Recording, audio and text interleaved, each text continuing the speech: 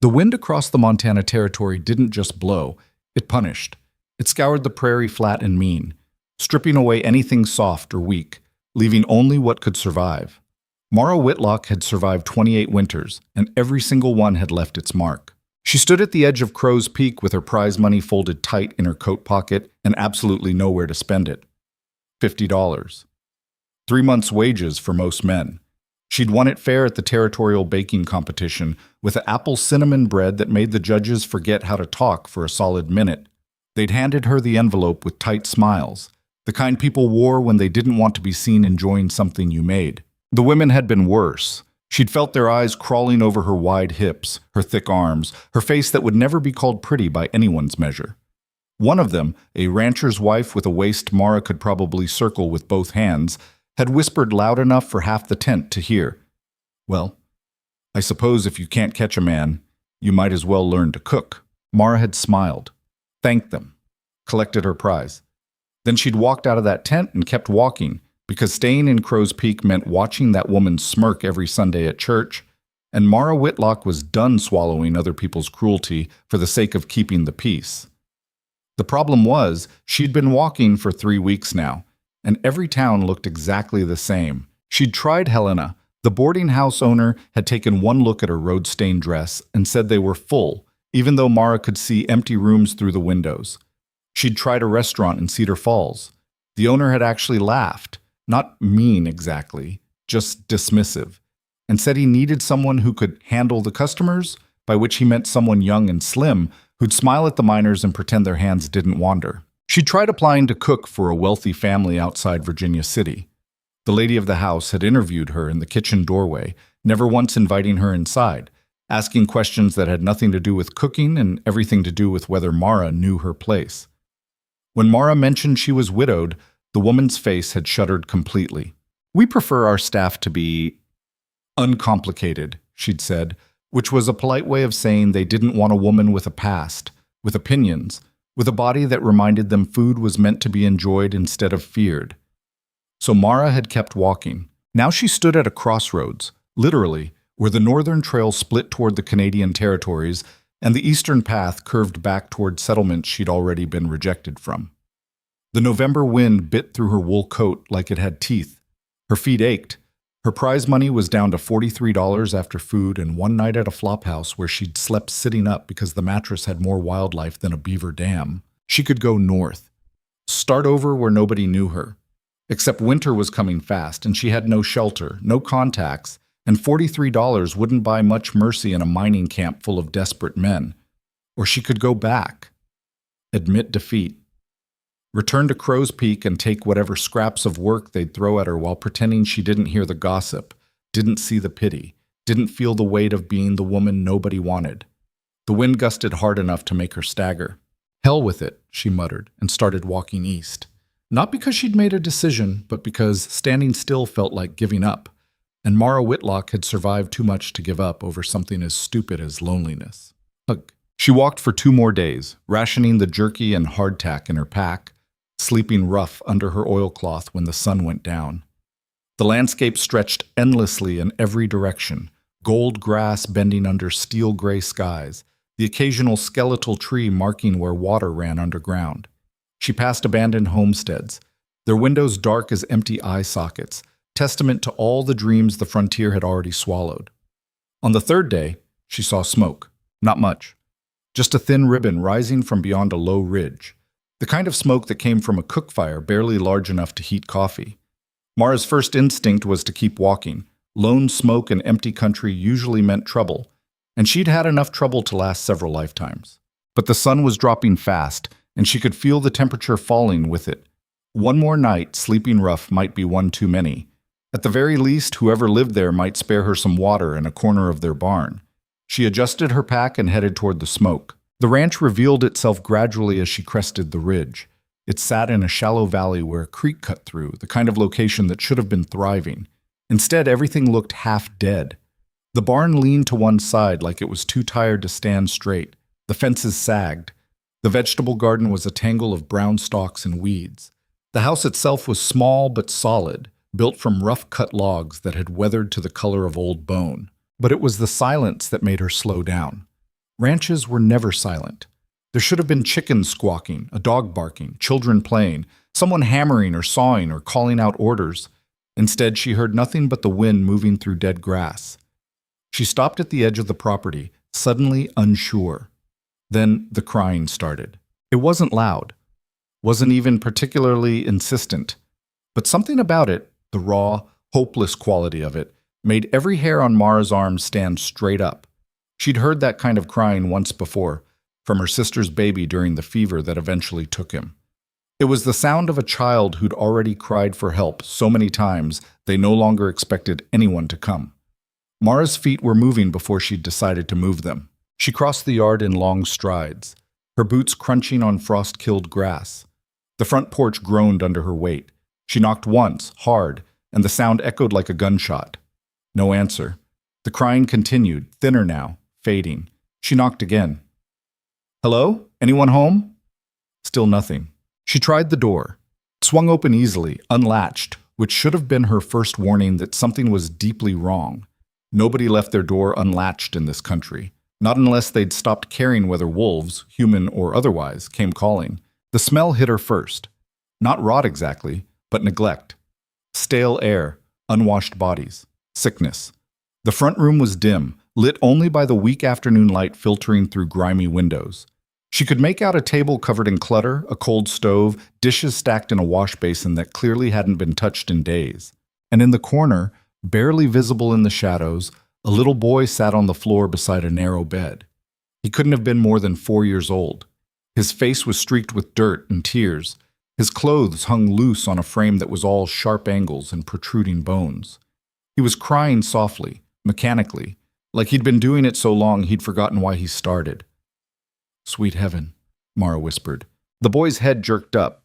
He stared at her with huge, hollow eyes, the kind of eyes that belonged on a much older child. And his mouth opened like he wanted to speak, but no sound came out.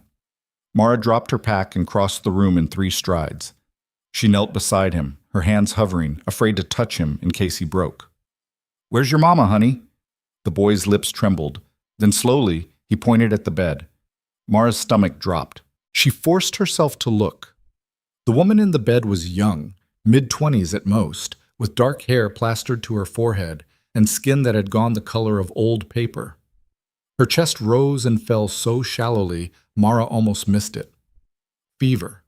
Bad enough that the woman probably didn't even know where she was anymore. "How long has she been like this?" Mara asked gently. The boy just stared at her. "Where's your papa?" Nothing. The kid was beyond words. Mara closed her eyes for a second, trying to think. Every rational part of her brain screamed that she should walk away.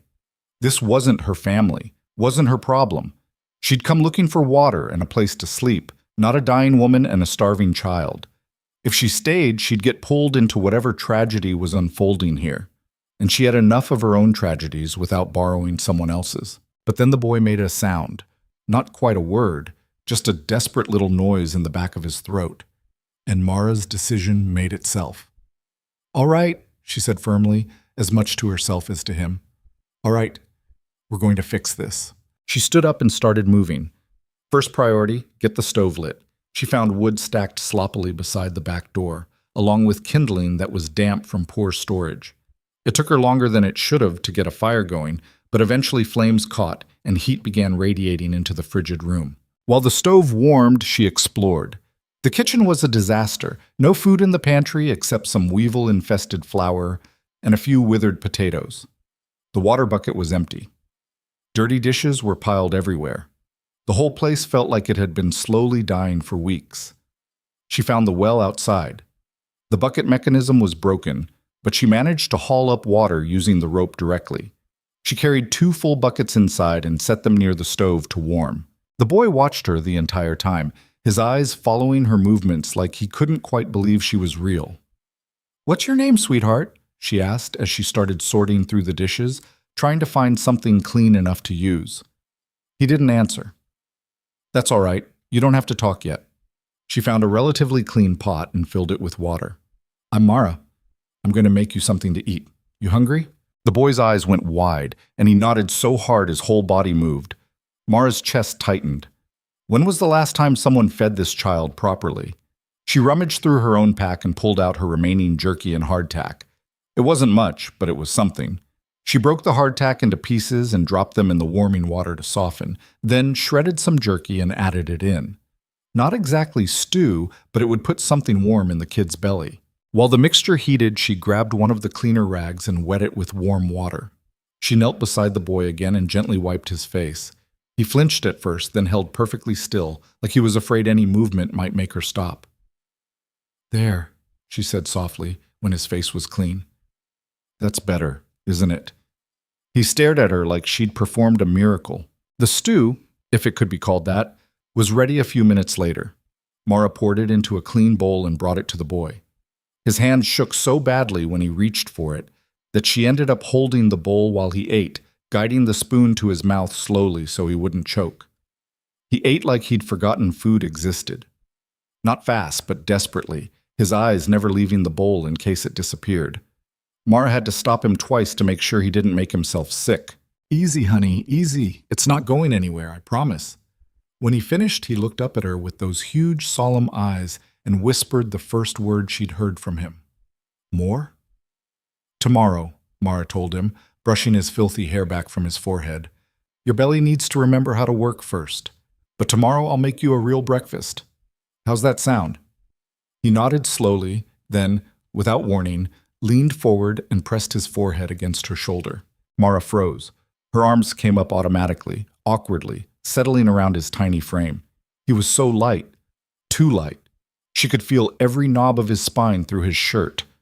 "It's all right," she heard herself say. "You're going to be all right now." She had no idea if that was true, but the boy seemed to believe her. His breathing slowed. His body went slack.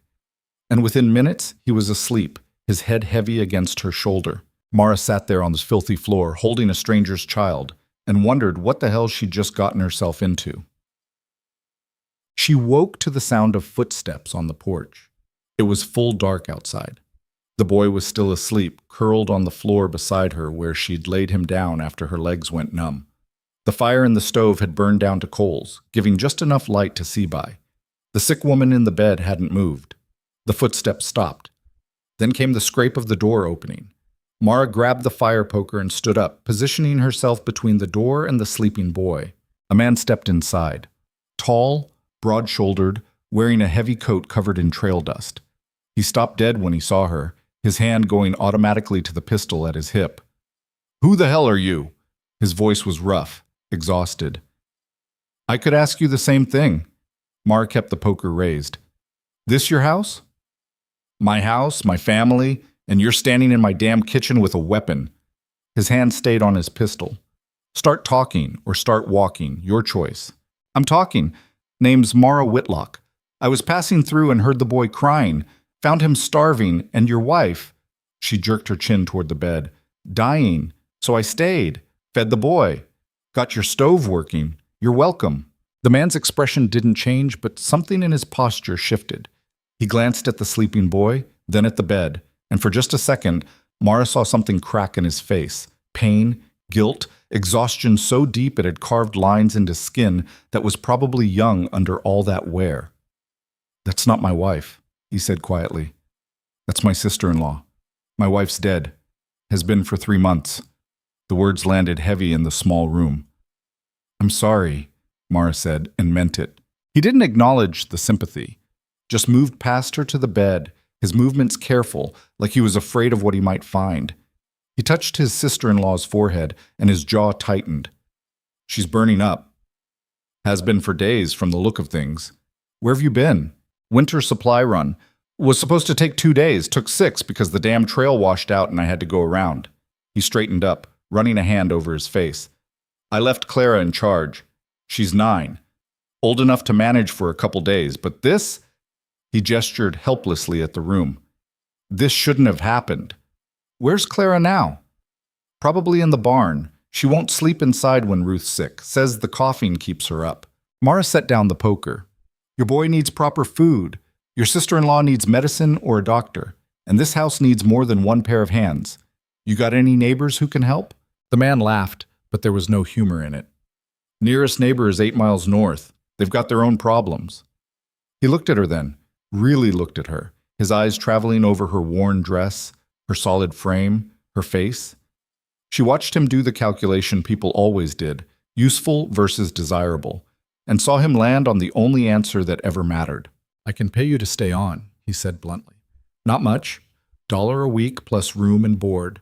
Help with the cooking and the kids until Ruth gets back on her feet." Mara should have said no, should have walked out that door and kept walking. She'd stayed one night, done her good deed, and that was enough. Getting involved further meant getting attached, and attachment only ended one way for women like her, with everyone realizing they could do better and asking her to leave. But the boy on the floor was still too thin. Ruth in the bed was still dying, and the man in front of her looked like he'd been running on nothing but stubbornness for so long he'd forgotten what it felt like to stop. $2 a week, Mara said, and I want the room on the north side, not some corner of the kitchen. I'm not a servant. I'm hired help. The man's eyebrow went up.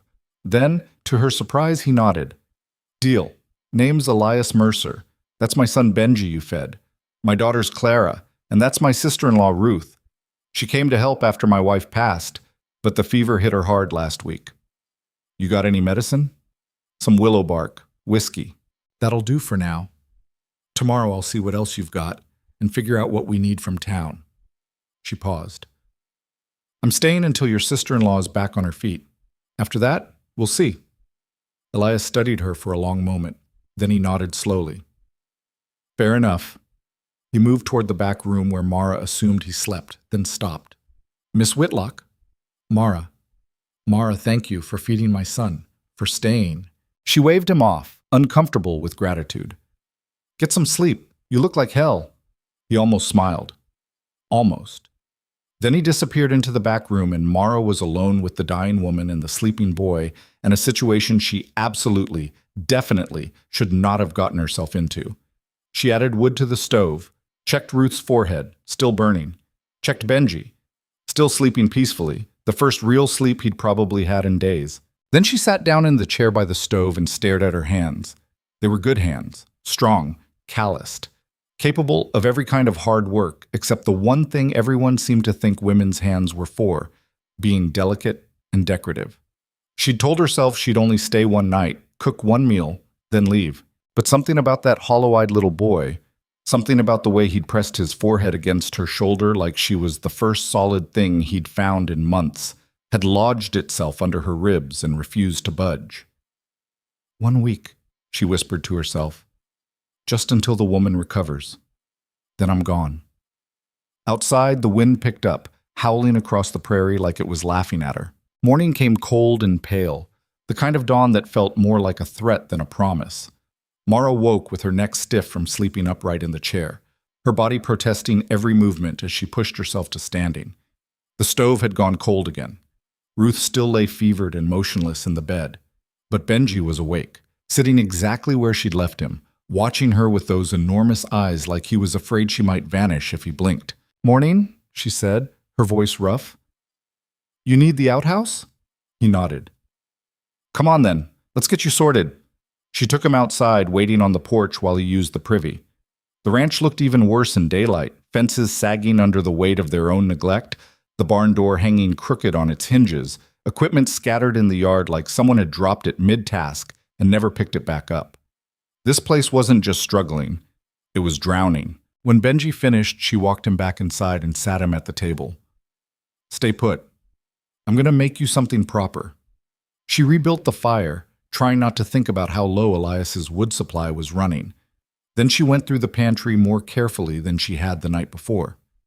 The pickings were grim, some dried beans that would take hours to cook, a jar of preserves that looked older than Benji, half a sack of cornmeal, and those sad potatoes. But she'd worked with less. She started the beans soaking and mixed up cornmeal with water and a pinch of salt from a tin that was nearly empty. The griddle took forever to heat properly because the stove wasn't drawing right, probably needed the flue cleaned, but eventually she got corn cakes cooking, their smell filling the small kitchen with something that almost felt like comfort. Benji never took his eyes off her. You got a voice in there somewhere? She asked as she flipped the cakes. Or did the cat get your tongue? He opened his mouth, closed it. Then, so quietly she almost missed it. You staying? Mara's hand stilled on the spatula. She should have said no, should have told him the truth, that she was temporary, that she'd be gone as soon as Ruth recovered, that getting attached to her would be a mistake. But something about the desperate hope in his face made the words stick in her throat. "For now," she said finally. "Eat your breakfast." She served him 2 corn cakes with a spoonful of preserves, and he ate slowly this time, like he was trying to make it last. While he ate, she made up a bowl of thin cornmeal mush and brought it to Ruth's bedside. The woman was conscious, barely, her eyes unfocused and glassy. "Can you sit up?" Mara asked. Ruth made a sound that might have been yes. Mara got an arm behind her shoulders and lifted, shocked at how light she was. The woman had probably been pretty once, delicate features, fine dark hair, but fever had turned her into something skeletal. "Just a few bites," Mara coaxed, bringing the spoon to Ruth's lips. "Come on now, you've got to eat something." Ruth managed 3 spoonfuls before her head lolled back, exhausted by even that small effort. Mara laid her down carefully and felt her forehead, still burning. "We need to break this fever," she muttered. She found the willow bark Elias had mentioned and made a bitter tea, managing to get half a cup down Ruth's throat before the woman turned her head away. Done. The back door opened and Elias walked in, followed by a girl who had to be Clara. The child looked nothing like Benji. Where he was soft and round-faced, she was all sharp edges and suspicion, with her father's dark hair pulled back in a braid that had started coming loose days ago. Her dress was too big, like she'd recently lost weight, and her eyes held the kind of wariness that came from being disappointed too many times. She stopped dead when she saw Mara, her whole body going stiff. "Who's she?" Clara asked her father, not bothering to lower her voice. "Her name's Mara. She's staying on to help while Ruth's sick." "We don't need help." Clara's chin came up. "I can manage." "Clara, I said I can manage." Elias looked tired enough to drop where he stood. "It's not a discussion. Miss Whitlock is staying. You'll be civil." Clara's jaw worked like she wanted to argue, but she must have seen something in her father's face that told her not to push. She turned that sharp gaze on Mara instead, evaluating, judging. "You cook?" she asked flatly. "I do." "Then why is there only cornmeal? We've got eggs, bacon in the smokehouse. Benji shouldn't be eating nothing but corn." Mara raised an eyebrow. "You want to show me where these things are? Or you want to stand there telling me what I'm doing wrong?" Clara blinked, clearly not expecting to be challenged. Then, reluctantly, she jerked her head toward the door. "Smokehouse is out back. Chickens are in the barn because something got in the coop last month." "Then let's go get 'em." Clara led her outside, moving fast like she was trying to outpace conversation. The smokehouse was a small stone building with a door that stuck. Inside, Mara found a decent supply of preserved meat, bacon, some salt pork, half a ham. More than she'd expected. "Your aunt put all this up?" she asked. "My mama did. Before." Clara's voice went flat on that last word. Mara didn't push. They gathered bacon and headed to the barn, where half a dozen scraggly chickens had taken up residence in what used to be a horse stall. It took 20 minutes of chasing and cursing, mostly from Mara, before they'd collected 5 eggs. "These birds are half wild," Mara said, breathing hard. "They weren't getting fed regular." Clara said it like a confession. "I tried, but I was taking care of Aunt Ruth and Benji and the house, and I couldn't." Her voice cracked. She turned away fast, but not before Mara saw the tears. "Hey," Mara kept her voice gentle. "You're 9 years old. You shouldn't have been doing all this alone. I'm the oldest. It's my job. It's your father's job, and now it's mine. So how about you let me do it?" Clara wiped her face roughly with her sleeve. When she turned back around, her expression had shuddered again, all that vulnerability locked back down where it couldn't hurt her. "Fine," she said, "but I'm watching you. If you do anything to upset Benji or hurt my father, I'll make you sorry." Mara almost smiled. This kid had backbone. Noted. They walked back to the house in silence, but it felt different now, less hostile, more like a truce. Inside, Mara fried up bacon and eggs while Elias saw to Ruth, changing her blankets and getting more willow bark tea into her. Benji sat at the table watching the food cook like it was the most interesting thing he'd ever seen. Clara hovered near the stove, trying to pretend she wasn't watching Mara's every move. When breakfast was ready, Mara set plates on the table and stepped back. "Eat." For a moment, nobody moved. Then Benji reached for his fork, and that seemed to break the spell. Clara sat down. Elias came out from Ruth's bedside and dropped into a chair like his legs had just given out. They ate in silence, the kind that felt more comfortable than awkward. Real food. Hot food. The first proper meal this family had probably shared in weeks. Elias finished first and looked up at Mara, who'd stayed standing by the stove. "You not eating?" "I'll eat after. Someone needs to keep an eye on the stove." "Sit down," he said, and it wasn't quite an order, but it wasn't quite a request either. "You cooked. You eat."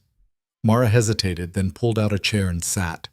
It felt strange sitting at a family table like she belonged there. She'd eaten alone for so long she'd almost forgotten what this felt like. Clara watched her across the table, those sharp eyes missing nothing. "You really staying? Or are you going to leave like everybody else?" "Clara," Elias warned. "What?" "It's a fair question. People always say they'll help, and then they don't." Mara met the girl's gaze steadily. "I'm staying until your aunt's back on her feet. After that, we'll see." "That's not a real answer." "It's the only one I've got." Clara's mouth pressed into a thin line, but she didn't argue. She just went back to her eggs, and Mara could practically see the walls going back up around her. After breakfast, Elias headed outside to see to the animals, while Mara started on the dishes. She was elbow-deep in sudsy water when Clara appeared at her side with a rag. "I'll dry," the girl said. They worked together in silence for a few minutes. Then Clara said, casual-like, but not really casual at all, "My mama used to sing when she did dishes." Mara's hand stilled. "I don't sing." "Why not?"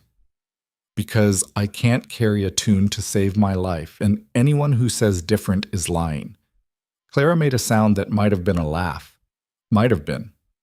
Then she went quiet again, drying dishes with the kind of precision that spoke of long practice. "She got sick real fast," Clara said eventually. "Mama. One day she was fine, and the next she was coughing blood, and then she was just gone. 3 weeks. That's all it took."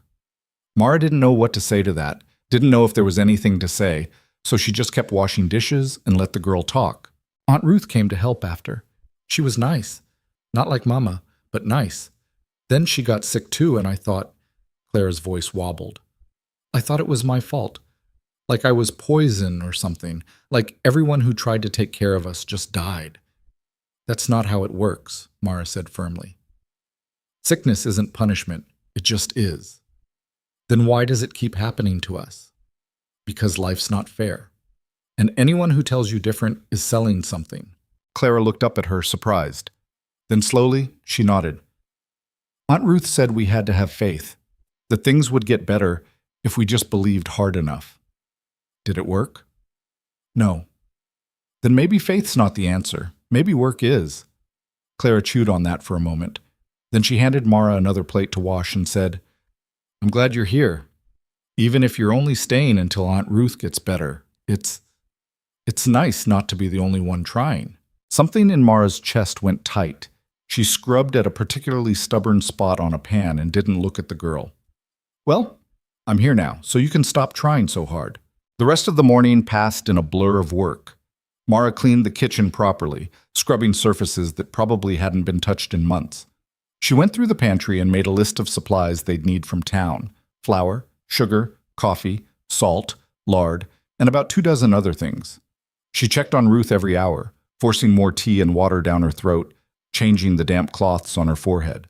By noon, she'd made a pot of bean soup with the last of the bacon and some wild onions Clara had shown her growing near the creek. The smell filled the house, warm and savory, and when she rang the bell for lunch, both kids appeared immediately. Elias came in from the barn, covered in dust and looking exhausted. He washed up at the basin and sat down heavily. "Fence in the north pasture's down," he said to no one in particular. "Need to get it fixed before the cattle wander, and the barn roof's got a leak, and the plow blade's cracked." He rubbed his face. "It's all falling apart." "Then we fix it," Mara said, ladling soup into bowls. "One thing at a time." He looked at her like she'd said something in a foreign language. "We. You can't do it alone. You've been trying that, and look where it got you." She set a bowl in front of him. "Eat. Then make me a list of what needs doing, and we'll figure it out." For a long moment, Elias just stared at her. Then he picked up his spoon and ate, and Mara pretended she didn't notice the way his shoulders seemed to unbend just slightly. That afternoon, while Elias worked on the fence, Mara tackled the laundry. There was enough dirty clothing piled in the back room to clothe a small army. She hauled water, heated it on the stove, and scrubbed until her hands were raw. Clara helped without being asked, working the washboard with the grim determination of someone who'd done this too many times before. "You shouldn't have to do this," Mara said. "You should be playing, learning your letters, being a kid." "I know my letters," Clara said defensively. "Mama taught me before she got sick, and there's nobody to play with anyway." "Why not?" Clara's hands went still in the wash water. "Town kids aren't allowed to play with us anymore." "Why the hell not?" "Because after Mama died, people started saying things. About Papa. About us." She ducked her head. "They said Papa was cursed. That anyone who got close to our family would die. So now everybody stays away." Mara felt anger spike hot in her chest. "That's the stupidest thing I've ever heard." "Doesn't matter if it's stupid, they still believe it." Clara went back to scrubbing. "We went to church last month for Mama's memorial, and people moved away from us in the pews like we were diseased. People are idiots. They're scared." "Same thing, usually." Mara wrung out a shirt with more force than necessary. "Let them be scared. You've got nothing to be ashamed of." Clara looked at her with something like wonder. "You really think that?" "I know it, and anyone who says different can go to hell." This time Clara definitely laughed. It was a small sound, rusty from disuse, but it was real. They hung the laundry on the line Mara rigged between two posts, and the sight of clean clothes flapping in the wind felt like a small victory. By the time they finished, the sun was dropping toward the horizon, and Elias was coming back from the pasture, moving like every step cost him. Mara had dinner ready, more soup, plus cornbread she'd managed to make with the last of the cornmeal. It wasn't fancy, but it was filling, and that was what mattered. After dinner, Elias sat down with his account books, his expression growing darker with every page he turned. Mara cleaned up and got Benji ready for bed, washing his face and hands while he stood docile as a lamb. The boy still barely spoke, but he'd started following her around the house, his small hand sometimes reaching out to touch her skirt like he needed to make sure she was real. "Story?" he whispered as she tucked him into bed. "I don't know any stories," Mara said. "Mama used to tell stories." Mara sat on the edge of the bed, trying to remember anything her own mother had told her before she died. Nothing came. So she made something up, a rambling tale about a rabbit who learned to outsmart a fox by being too fat to fit in the fox's den. It was stupid and made no sense, but Benji listened like she was reciting scripture, his eyes slowly drifting shut. When she was sure he was asleep, she went back to the main room. Clara had already disappeared to her own bed, but Elias was still hunched over his books, a pencil clutched in one hand. "Bad?" Mara asked. "Worse than bad." He tossed the pencil down. "I'm behind on everything. Supply bills, the mortgage payment. I had to sell half the herd last month just to keep us afloat, and winter's barely started." He looked up at her, and for the first time she saw real fear in his eyes. "I'm going to lose this place." Mara pulled out a chair and sat down. "How far behind are you?" 3 months on the mortgage. If I can't catch up by spring, the bank takes it." "How much do you need?" He laughed, bitter. "More than I've got. More than I can make, working alone." "So don't work alone. You've got me now." "You're a cook, not a ranch hand." "I'm whatever needs doing." She leaned forward. "Look, I don't know a damn thing about cattle or fences or whatever else you do out there, but I know work, and I know that 2 people working are better than 1 person drowning. So teach me, show me what needs doing, and we'll figure it out." Elias stared at her for a long moment. Then he shook his head slowly. "Why would you do that? You barely know us. You could walk away tomorrow and nobody would blame you." Mara looked toward the room where Benji slept, then at the bed where Ruth still fought her fever. "Maybe I'm tired of walking away." Something shifted in Elias's face. Not quite hope, but something close to it. "You're serious?" "Dead serious. Now show me these books so I can see exactly how screwed we are." They stayed up late going over the numbers, and with every page Mara felt the weight of it settling on her shoulders. The ranch wasn't just struggling, it was dying. But she'd seen dying things before. Sometimes they could be saved if someone was stubborn enough to try. "We need to get your sister-in-law to town," Mara said finally. "She needs a real doctor. And while we're there, I can sell some of my baking. Make a little extra money. Town's 12 miles. She's too sick to travel. She's too sick not to. Another week of this fever and she'll be dead. Mara closed the account book. We'll pad the wagon bed. Make it as comfortable as we can. But we go tomorrow, before she gets worse. Elias looked like he wanted to argue. Then he just nodded, too tired to fight. All right, tomorrow. They prepared through the night, Elias getting the wagon ready while Mara baked everything she could with their meager supplies. She made 3 loaves of bread and a dozen biscuits, using her own dwindling prize money to make them worth selling. It wasn't much, but it was something. At dawn, they loaded Ruth into the wagon, wrapped in every blanket they owned. She barely stirred, lost somewhere in fever dreams. Benji climbed in beside her, refusing to be left behind. Clara insisted on going too, and nobody had the energy to argue. Mara sat up front with Elias, watching the ranch disappear behind them as they set off across the prairie. The morning was cold and clear, the kind of day that would have been beautiful if she'd had the space in her head to notice beauty. "Thank you," Elias said quietly as they rolled along. "For staying, for helping." Mara didn't look at him. "Don't thank me yet. We might still lose her." "I'm not just talking about Ruth." She did look at him then and found him watching her with an expression she couldn't quite read. "The kids," he continued, "they're different with you here, lighter somehow, like they remembered they're allowed to be children. They shouldn't have forgotten in the first place." "No, they shouldn't have." He was quiet for a moment. "Their mother, my wife, she was good, kind, everything I'm not. When she died, it was like all the good in this house died with her. I didn't know how to—" His voice caught. "I didn't know how to be what they needed." Mara's hands tightened on the edge of the wagon seat. "You kept them alive. That's what they needed." "Alive isn't the same as living." No, she thought, it really wasn't. They reached town by mid-morning. Elias drove straight to the doctor's house, a tidy building on the edge of the main street, and helped carry Ruth inside. The doctor, an older man with kind eyes and steady hands, took one look at her and started barking orders.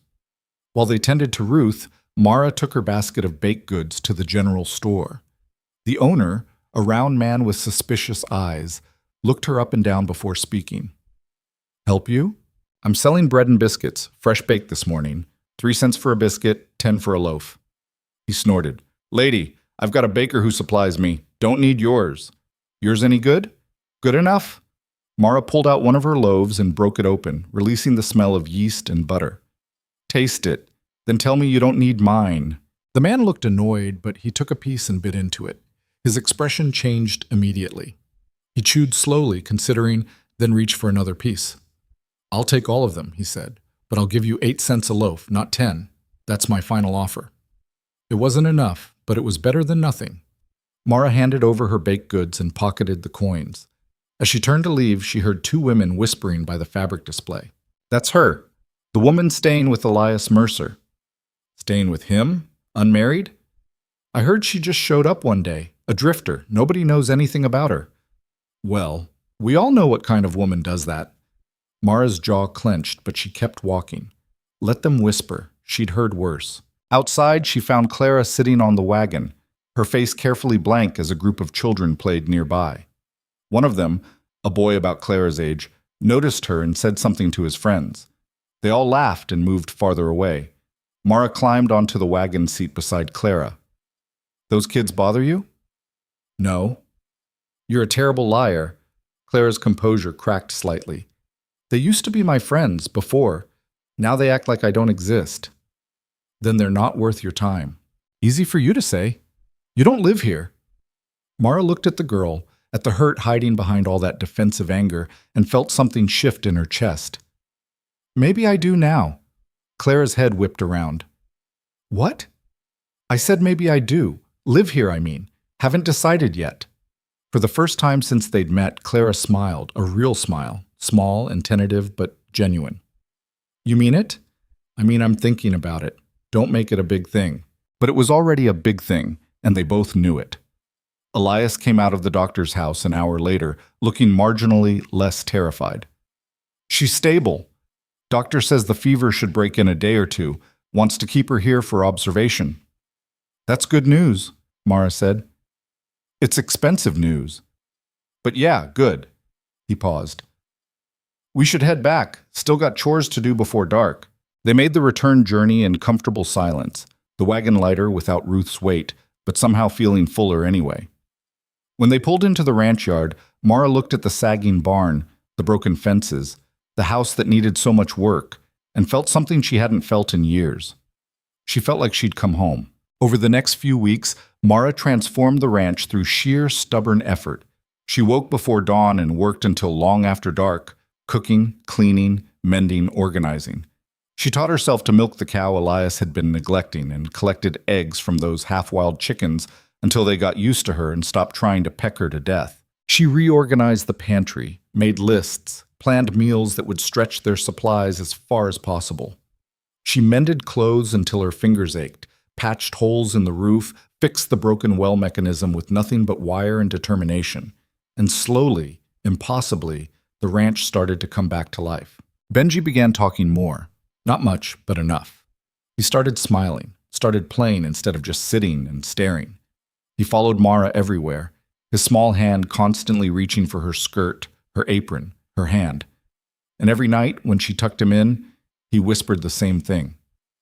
You staying? And every night, Mara's answer got a little less certain. For now. Clara started letting her guard down in increments.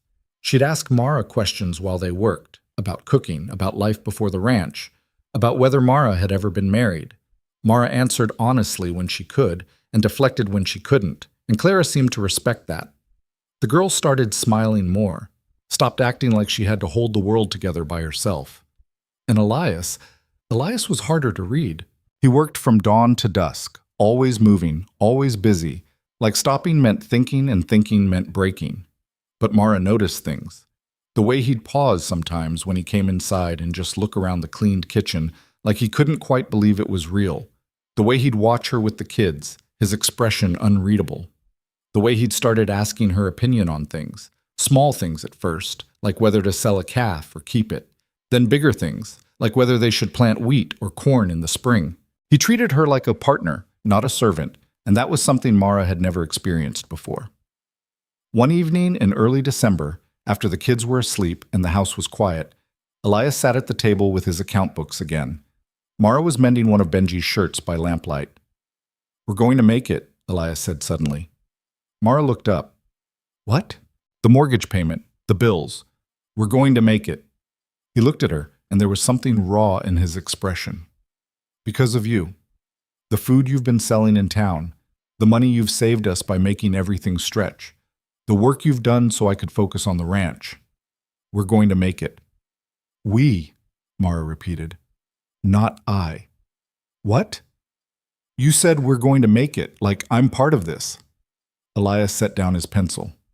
Aren't you? Mara's hand stilled on the mending. I don't know. Am I? I'd like you to be. The words hung between them, heavy with meaning. Neither of them seemed ready to unpack. Ruth's coming back next week, Mara said finally. Doctor says she's well enough to travel. I know. So you won't need me anymore. That's not... Elias stopped, frustrated.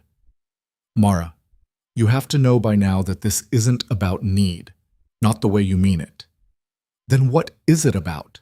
He opened his mouth, closed it, then ran a hand through his hair, looking more uncertain than she'd ever seen him.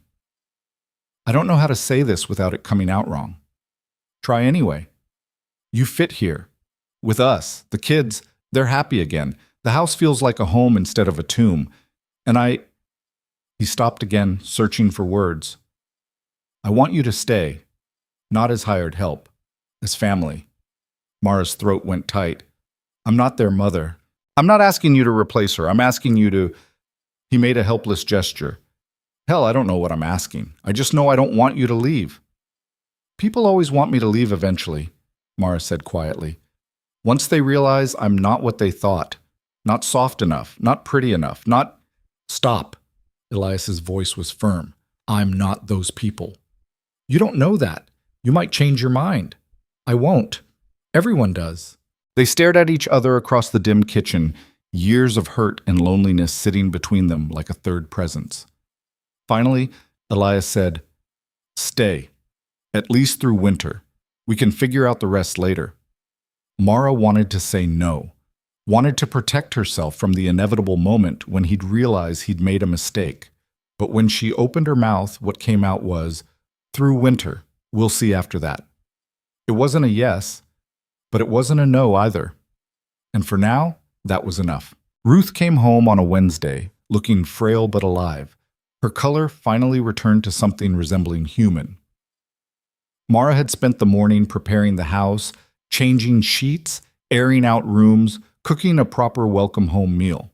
She told herself she was just being thorough, professional. But the truth sat heavy in her stomach. Ruth's return meant Mara's time here had an expiration date. Elias drove the wagon up to the house with Ruth sitting beside him, wrapped in blankets despite the weak December sun. Clara and Benji ran out to greet her, their faces split with genuine joy. Mara stayed on the porch, watching the reunion, feeling suddenly like an intruder witnessing something private. Ruth hugged the children carefully, like she was afraid she might break, then looked up and saw Mara. For a long moment, the two women just stared at each other. "You must be the one who saved my life," Ruth said finally, her voice still weak but steady. "I just kept you breathing until the doctor could take over," Mara said. "Nothing special. The doctor told me different, said if you hadn't gotten me to town when you did, I'd be dead." Ruth stood slowly, using Elias's arm for support, and walked toward the porch. Up close, she was younger than Mara had thought, maybe 25, with delicate features and the kind of ethereal beauty that made men write bad poetry. Everything Mara wasn't. "Thank you for everything." Mara nodded, uncomfortable with gratitude. "You should rest. I'll bring you some soup. I'd rather sit at my own table if it's all the same to you." Ruth smiled, but there was something sharp underneath it. Not hostile exactly, but assessing. "I've been lying down for weeks. I'm done with beds." They settled around the kitchen table, Ruth moving carefully, still weak.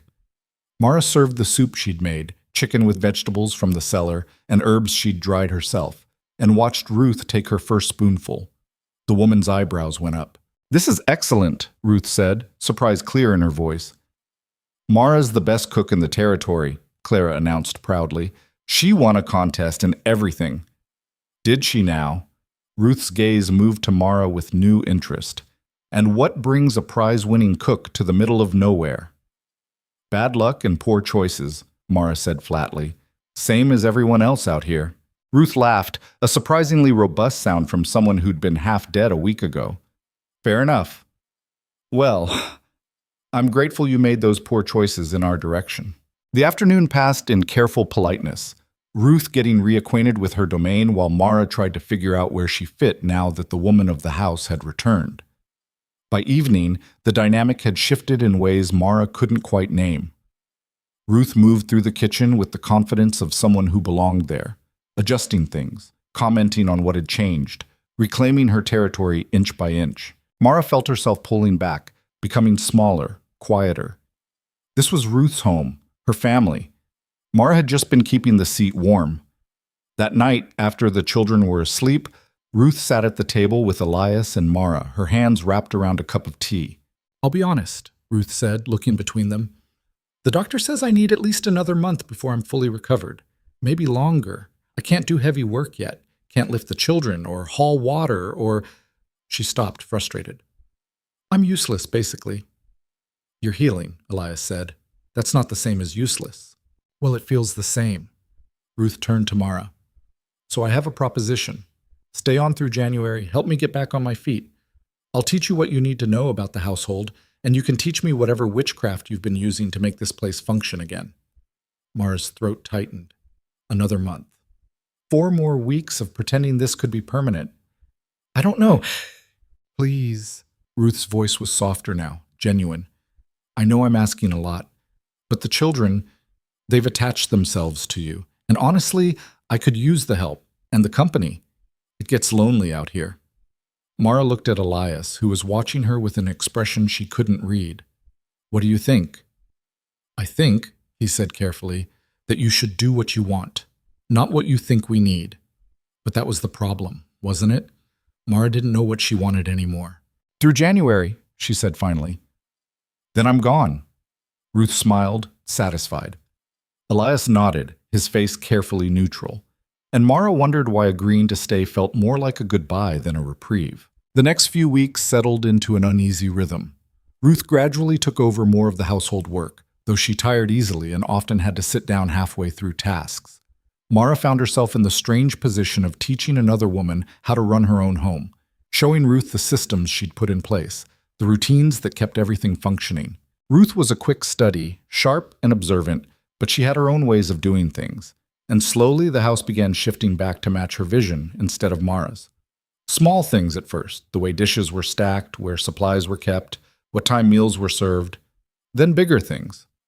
Ruth started making decisions without consulting Mara, started directing the children's routines, started sitting in the chair by the stove that Mara had claimed as her own. Mara told herself it didn't matter. This wasn't her house.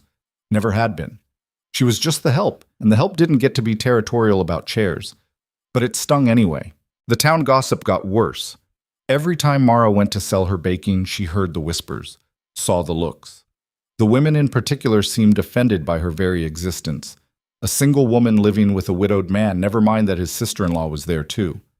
Respectability was a funny thing. It didn't matter what you actually did. It only mattered what people could imagine you doing. One afternoon in mid-December, Mara was at the general store when she overheard two ranch wives talking by the pickle barrel. It's indecent, is what it is. That woman living there like she owns the place. I heard she's trying to trap Elias into marriage. Probably figures he's desperate enough to take anyone. Well, if she thinks a man like Elias Mercer would actually marry someone like her, she's dumber than she looks. He was married to Sarah, for heaven's sake. Beautiful, refined Sarah. What would he want with a... Mara slammed her basket down on the counter hard enough to make both women jump. The store went silent. "Here's your baked goods," Mara said to the shopkeeper, her voice level despite the rage burning in her chest. "Same as always. And if those two vultures over there want to gossip about me, they can do it after I leave instead of pretending I can't hear them." She walked out without waiting for payment, her hands shaking with fury. Outside, she nearly collided with a man coming up the steps. He was tall, well-dressed, with Elias's dark hair, but none of his weathered practicality. His eyes raked over her with open disdain. "You're the woman staying at my brother's ranch," he said. Not a question. "I'm the cook," Mara said coldly, "and you're in my way." "Marcus Mercer." He didn't move. "I've been meaning to talk to you." "Well, I haven't been meaning to talk to you, so we're at an impasse." His jaw tightened.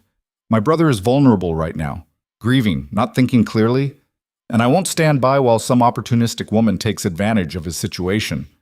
Mara laughed, harsh and bitter. "You think I'm after his money? Have you seen his account books? The man's barely holding on. If I wanted money, I'd have picked someone who actually had some." "Then what do you want?" The question stopped her cold. What did she want? She'd been asking herself the same thing for weeks and still didn't have an answer. "I want people to mind their own business," she said finally. "I want to do my job without being treated like a criminal, and I want you to get out of my way." She pushed past him and climbed onto the wagon, her heart pounding. Behind her, she could feel Marcus watching, judging, probably already planning his next move. When she got back to the ranch, Elias was in the barn. She found him mucking out stalls, his shirt soaked with sweat despite the cold. "Met your brother in town," she said without preamble. Elias's hand stilled on the pitchfork. "What did he say?" "That I'm taking advantage of you. That you're not thinking clearly. The usual." "Marcus means well." "No, he doesn't. He means to protect his idea of what your life should look like, and I don't fit in that picture." Mara crossed her arms. "He's not wrong, though. I don't fit, not here, not anywhere." Elias set down the pitchfork and turned to face her fully. "That's not true." "Isn't it? Look around, Elias. Your sister-in-law is getting stronger every day. She'll be able to manage on her own soon. The children are healthy. The ranch is stable. You don't need me anymore. And if I want you here anyway, want isn't the same as need." "No," he agreed quietly. "It's better." Mara's breath caught. "Don't." "Don't what?" "Don't say things that sound like promises. I've heard promises before. They don't mean anything." Elias took a step closer. "I'm not whoever hurt you before."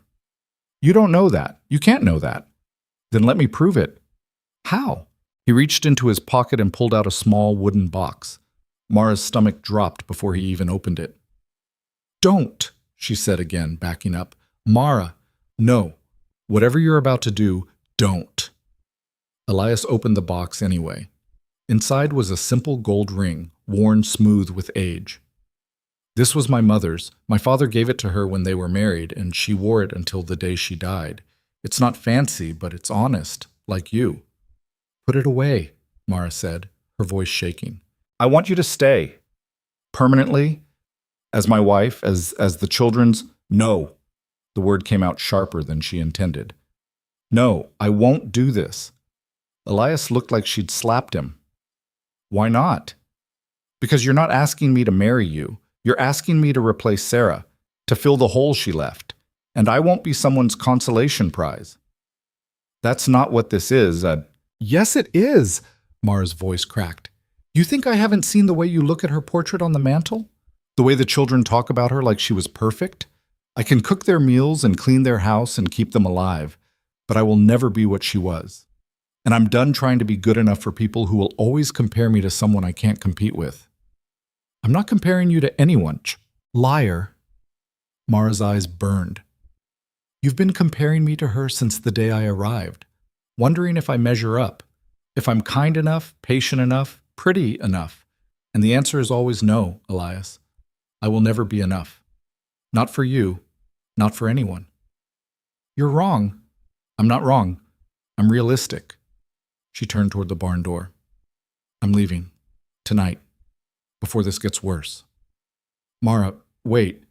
But she was already walking away, her vision blurred with tears she refused to let fall. Back at the house, she went straight to the small room that had become hers and pulled her pack from under the bed. Her hands shook as she stuffed her few belongings inside. Extra dress, undergarments, the prize money she hadn't spent. It didn't take long. She'd arrived with almost nothing and acquired barely more. She was lacing up her boots when she heard a small sound from the doorway. Clara stood there, her face pale. "You're leaving." It wasn't a question. Mara's throat closed up. "I have to." "Because of what Papa said? I heard you fighting." "It's not." Mara stopped. "How did you explain to a 9-year-old that staying hurt more than leaving?" "It's complicated." "You said you'd stay through January." "I know, but I can't. I'm sorry." Clara's expression went carefully blank, the same shuttered look she'd worn when Mara first arrived. "Everyone leaves eventually." Clara "It's fine. I'm used to it." The girl's voice was flat, dead. "Mama left. Aunt Ruth almost left. And now you. It's fine." "It's not fine, and I'm not—" Mara struggled for words. "I'm not leaving because of you, or Benji. You two are—" Her voice broke. "You're the best thing that's happened to me in years. But I can't stay. I can't be what your father needs." "He doesn't need another mama for us. He needs someone who won't give up on him." Clara's eyes were bright with unshed tears. "Like everyone else did. Like you're doing right now." The accusation hit like a physical blow. "That's not fair," Mara whispered. "None of this is fair." Clara's composure finally cracked. "You made us care about you. You made Benji laugh again. You made me feel like maybe things could be okay. And now you're just leaving like none of it mattered. It matters. Well, then stay." "I can't." "Why not?" "Because—" Mara's voice rose, then broke entirely. "Because if I stay and you all wake up one day and realize you don't want me anymore, it will destroy me. And I've been destroyed enough times. I can't survive it again." The room went silent. Clara stared at her, and Mara saw the exact moment the girl understood. Really understood. "We won't," Clara said quietly. "You don't know that. I do. Because I know what it feels like when someone doesn't want you, and Papa looks at you like—" She stopped, searching for words. "Like you're the answer to something. Like he's been trying to remember a word and suddenly it's right there." Mara shook her head. "He's confused. He's grieving. He doesn't know what he wants." "You're wrong. But even if you weren't—" Clara's voice steadied. "Even if Papa's confused, me and Benji aren't. We know what we want. We want you to stay." "Clara, please don't make this harder. I'm not making anything hard. You are. Because you're scared. The girl's eyes were fierce now. And I get it. I'm scared too. I'm scared every day that something else bad will happen. That Aunt Ruth will get sick again. That Papa will have an accident. That I'll lose everyone I care about. But being scared doesn't mean you should run away. Sometimes running away is the smart choice. No, sometimes it's just the easy one. The words hung in the cold room like an accusation. Mara wanted to argue, to explain, to make this child understand why leaving was necessary. But Clara had already turned and walked away, her small shoulders squared like she was carrying weight no child should have to bear. Mara sat on the edge of the bed, her packed bag at her feet, and stared at nothing. She should leave right now. Before Clara told Elias, before he tried to stop her again, before this got messier than it already was. She'd made her decision. Staying would only make the inevitable ending hurt more. But she didn't move. Outside, she could hear evening settling over the ranch, the chickens making their last rounds, the cattle lowing in the distance, the wind moving through the bare trees by the creek, sounds that had become so familiar she barely noticed them anymore. And underneath it all, barely audible, the sound of Benji crying. Mara's head came up. She knew that cry, the scared, confused one he made when he didn't understand what was happening. She was on her feet before she'd consciously decided to move, walking toward the main room where the sound was coming from. She found him sitting on the floor by the cold stove, Clara kneeling beside him. The girl looked up when Mara entered, her face carefully neutral. "He won't stop," Clara said. "I told him you were just going to town, but he knows. He always knows when people are leaving." Benji's face was red and splotchy, his breath coming in hitching gasps. When he saw Mara, he reached for her with both hands, making that desperate grabbing motion that small children do when they need to be held right now.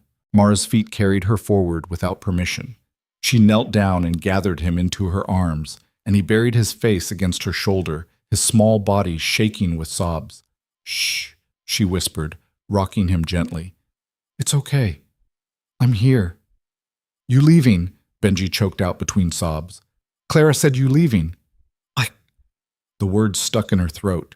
She looked at Clara, who watched her with those knowing eyes, and felt the weight of every choice she'd ever made pressing down on her shoulders.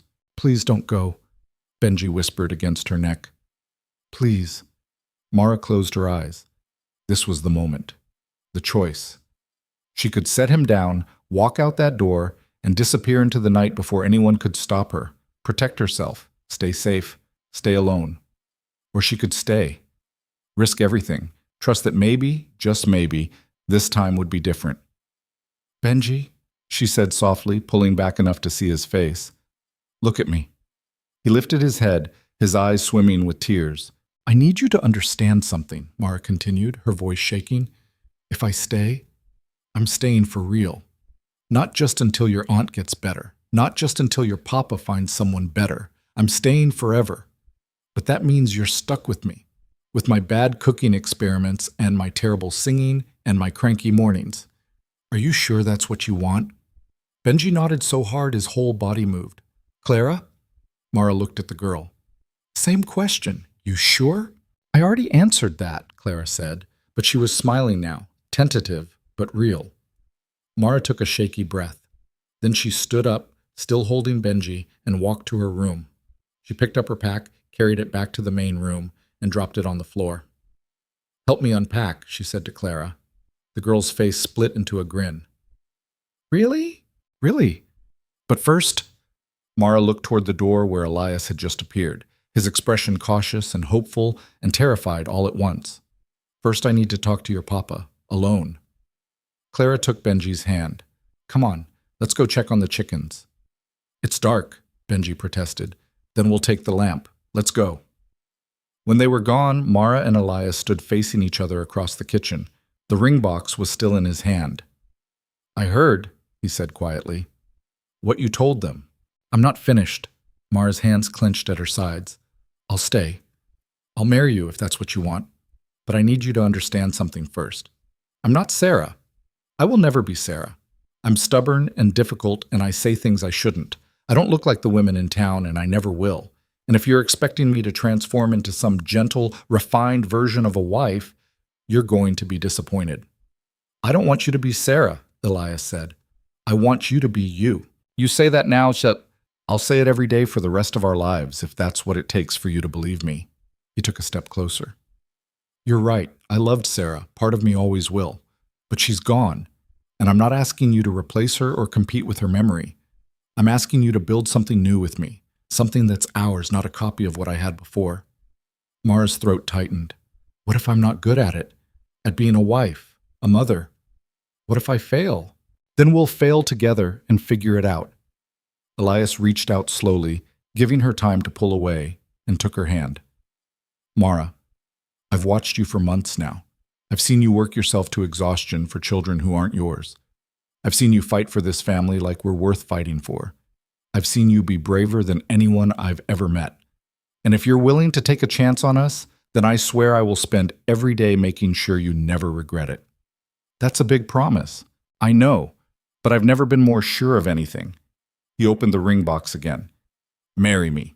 Not because you have nowhere else to go. Not because we need you. Marry me because you want to. Because this place feels like home when you're in it. Because the kids light up when they see you. Because His voice caught.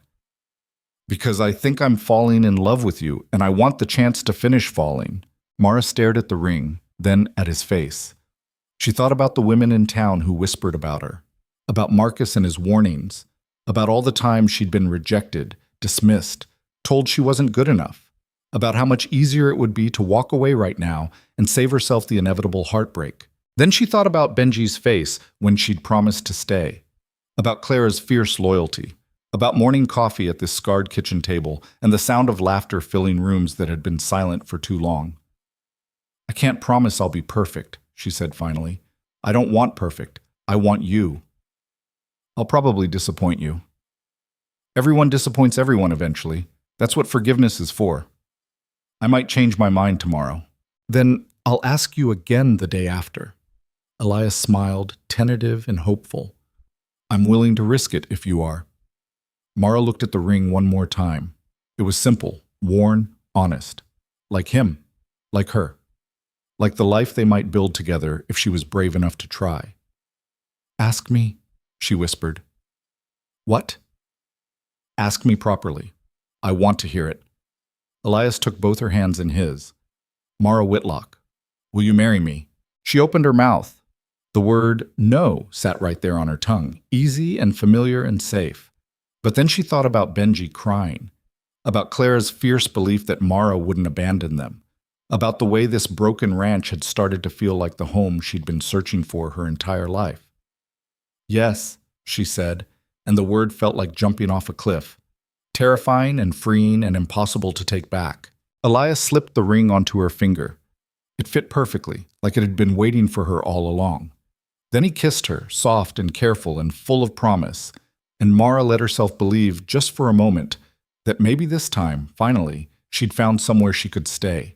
The children came bursting back through the door before Mara and Elias had fully separated, Benji's face lighting up when he saw the ring on Mara's finger. Clara stopped in her tracks, her eyes going wide, then narrowing with something that looked like calculation. You said yes, Clara said flatly. I said yes, Mara confirmed. Good, because if you'd said no after making us think you were staying, I would have been really angry. Clara crossed her arms, but there was relief bleeding through the tough act. When's the wedding? We haven't... Mara looked at Elias. We haven't discussed that yet. Soon, Elias said, his hand still wrapped around hers. No point waiting. People will talk. People are already talking. Let them. But Mara knew it wouldn't be that simple. Nothing ever was. Ruth emerged from her room then, drawn by the commotion, and took in the scene with one long, assessing look. Her gaze landed on the ring, and something complicated crossed her face. Well, she said after a moment, congratulations. The word sounded sincere, but there was an edge underneath it that made Mara's stomach tighten. Thank you, Mara said carefully. I suppose this means I'll be moving back to my own place sooner than expected. Ruth's smile didn't quite reach her eyes. Can't have two women running one household. You're welcome to stay as long as you need, Elias said quickly. Your family, Ruth. That doesn't change. Family, Ruth repeated, and now there was definitely something bitter in her voice. Yes. Well, I'm tired. I'll be in my room if anyone needs me. She disappeared, and the temperature in the room seemed to drop 10 degrees. She's not happy, Mara said quietly. She'll adjust, Elias replied, but he didn't sound convinced. Over the next few days, Ruth's unhappiness became impossible to ignore. She was never overtly rude, never said anything Mara could actually object to, but there was a coldness in every interaction. She'd rearrange things Mara had organized, correct her in front of the children, make small comments about how Sarah used to do things differently. Better. Mara gritted her teeth and tried to ignore it. Ruth was grieving too, in her own way.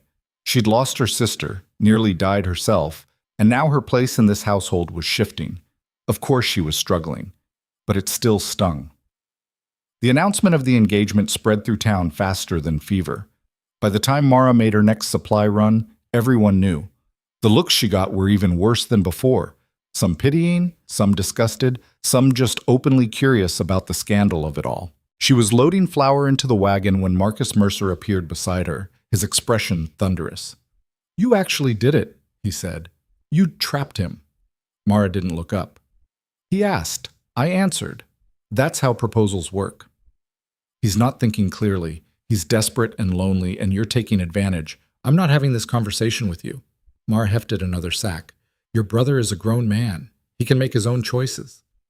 Not when he's being manipulated by a... Finish that sentence and see what happens, Mara said, finally turning to face him. Her voice was quiet, but hard as iron. I don't care what you think of me, but if you disrespect your brother by implying he's too stupid to know his own mind, we're going to have a problem. Marcus's jaw worked. Sarah was my sister-in-law. She was family, and you think you can just... I'm not replacing her. I couldn't if I tried. Mara's hands tightened on the wagon rail. But she's gone, and your brother is still here, still trying to keep his family together, still drowning under work he can't do alone. So either help him or get out of the way, but stop acting like I'm the enemy for being willing to stay when everyone else left. For a long moment, Marcus just stared at her. Then he said, voice low, If you hurt him, if you hurt those children, I will make sure you regret it. If I hurt them, I'll deserve whatever you do to me. Mara climbed onto the wagon seat, but I'm not planning on it. She drove away before he could respond, her hands shaking on the reins. When she got back to the ranch, she found Elias in the barn, and the look on his face told her Marcus had already been there. My brother came by, Elias said without preamble. I know, I saw him in town. He told me I was making a mistake, that you were... He stopped, running a hand through his hair. He said things I don't care to repeat. He's trying to protect you. He's trying to control me. There's a difference. Elias's voice was tight with anger. I told him if he couldn't be civil to you, he wasn't welcome here anymore. Mara's chest constricted. You didn't have to do that. He's your brother, and you're going to be my wife. He needs to accept that or stay away. Elias looked at her, his expression fierce. I meant what I said, Mara. I'm not letting anyone, not my brother, not the town, not anyone, make you feel like you don't belong here. She wanted to believe him, wanted to trust that his conviction would last, but she'd seen how families worked. Blood was thicker than everything else, and eventually Marcus would wear him down. People are going to make this difficult, she said quietly. Let them try. But it wasn't just Marcus. Over the following weeks, the pressure came from every direction.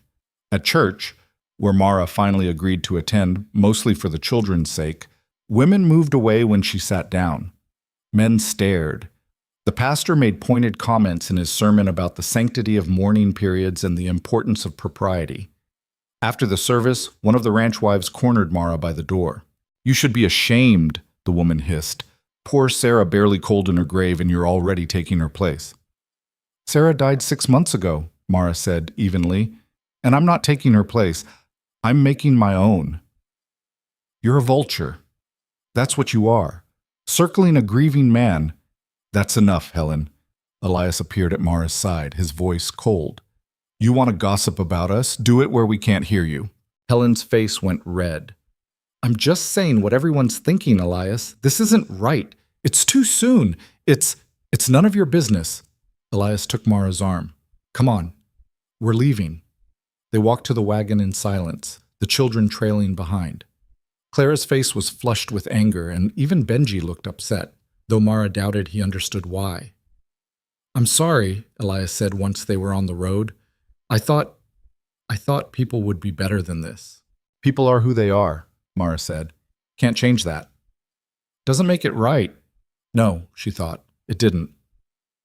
That night, after the children were asleep, Mara sat at the kitchen table staring at the ring on her finger. It felt heavier than it should, weighted with expectations she didn't know how to meet. Ruth came out of her room moving quietly. She'd been mostly recovered for weeks now, strong enough to handle her own care, but she hadn't made any moves to leave. She poured herself water and sat down across from Mara. "Having second thoughts?" Ruth asked. "No, yes, maybe." Mara rubbed her face. "I don't know anymore. The town's being cruel. The town's being the town." Ruth was quiet for a moment. Then she said, "Sarah was my sister. We were close. And when she died, I thought—" She stopped, her fingers tightening around her glass. "I thought maybe Elias would see that I could step in, not as Sarah, but as someone who already loved the children, someone who understood the life here." Mara went very still. "Ruth, I'm not telling you this to make you feel guilty. I'm telling you because you need to understand why this is hard for me." Ruth's eyes were bright. "I watched my sister build this life, this family, and then I watched it all fall apart when she died. And when you showed up," her voice cracked, "when you showed up and put it back together so easily, like you belonged here all along, it felt like you were erasing her, erasing the possibility that I could ever fill that space." "I wasn't trying to erase anyone," Mara said quietly. "I was just trying to survive." "I know, and that's what makes it worse." Ruth wiped her eyes roughly. "Because you didn't do anything wrong. You just existed, and that was enough. For the children, for Elias. You were enough." The words sat between them, painful and honest. "I'm sorry," Mara said finally. "I know that doesn't change anything, but I am. I know, and I'm sorry too, for making this harder than it had to be." Ruth took a shaky breath. "I'll leave after the wedding. Give you space to build your own family without me hovering around comparing everything to how it used to be." "You don't have to leave. This is your family too." "No, it's Elias's family, and soon it'll be yours. I was just keeping the seat warm." Ruth smiled sadly. "Besides, I have my own homestead. Been letting it sit empty too long. Time I went back and figured out my own life instead of trying to live through my sister's." Mara didn't know what to say to that, so she just reached across the table and squeezed Ruth's hand, and Ruth squeezed back, and they sat there in the lamplight, understanding each other in a way they hadn't before. The wedding was set for the first Saturday in January, a simple ceremony at the ranch with just the pastor and Ruth as witness. Mara didn't want to fuss. Didn't want the town gawking at her, judging her dress, counting the months since Sarah's death, and whispering about decency. But Clara had other ideas. "You need a proper dress," the girl insisted the week before the wedding. "You can't get married in your everyday clothes." "I don't have money for a new dress." "Then we'll make one. Mama's wedding dress is in the trunk in the attic. We could alter it." Mara's stomach dropped. "Clara, I can't wear your mother's dress. It's just sitting up there doing nothing. Mama would have wanted it used." Clara's chin came up stubbornly. "Besides, you're family now. Family shares." So they spent 3 days altering Sarah's wedding dress, letting out seams to fit Mara's broader frame, adjusting the length, remaking it into something that honored the past while still being distinctly different. Ruth helped without being asked, her needlework precise and sure, and by the end they'd created something beautiful. Simple white cotton with small blue flowers embroidered at the hem. When Mara tried it on, she barely recognized herself. The mirror showed a woman who looked almost pretty, almost delicate, almost like someone who deserved to wear white. "You look perfect," Clara whispered.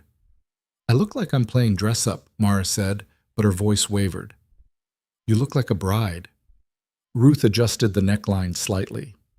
Sarah would have liked this, seeing her dress used for something happy instead of just gathering dust. Mara met her eyes in the mirror. "Thank you for helping, for being kind about this." Ruth nodded once, and they didn't speak of it again. The wedding day dawned cold and bright. the kind of January morning that made everything look sharp and crystalline. Mara woke before sunrise, nerves eating at her stomach. She kept waiting for something to go wrong, for Elias to change his mind, for the pastor to refuse to perform the ceremony, for some disaster to prove she'd been right to doubt this could work. But the morning passed smoothly. She dressed with Ruth's help, her hands shaking so badly she could barely button the dress. Clara insisted on doing Mara's hair, braiding it carefully and pinning it up with small white flowers she'd saved from summer. "There," Clara said, stepping back to admire her work. "Now you're ready." "I don't feel ready." "Nobody ever does." "That's what faith is for." Mara almost laughed at that, a 9-year-old talking about faith like she understood anything about it. But then again, maybe she did. Clara had faith that Mara would stay, faith that this broken family could heal. Maybe that was enough. The pastor arrived at noon, looking disapproving but professional. He'd agreed to perform the ceremony only after Elias made a substantial donation to the church, and even then he'd made it clear he thought this was all highly irregular. They gathered in the main room, Mara and Elias facing the pastor, with Ruth, Clara, and Benji standing to the side. It wasn't grand, wasn't romantic, but it was real. The pastor began the ceremony, his voice flat and perfunctory, rushing through the words like he wanted this over with as quickly as possible. Mara barely heard him. She was too focused on Elias's face, on the way he looked at her, steady and certain, without a trace of doubt. When it came time for vows, Elias spoke first. "I promise to stand beside you, to work with you, not for you, to give you the respect and partnership you deserve, and to make sure you never doubt that you belong here." The pastor looked mildly scandalized by the non-traditional vows, but Mara didn't care. She met Elias's eyes and spoke her own truth. "I promise to stay, even when it's hard, even when I'm scared, even when the whole world tells me I don't belong. I promise to stay and keep staying until you're sick of me." Elias smiled at that, and the pastor cleared his throat disapprovingly. "The ring," the pastor prompted. Elias slid the band onto her finger, the same one he'd offered weeks ago, now officially marking her as his wife. Then, because tradition demanded it, he kissed her, brief and chaste, and nothing like the kiss they'd shared the night she'd agreed to stay. "I now pronounce you husband and wife," the pastor said, sounding relieved it was over.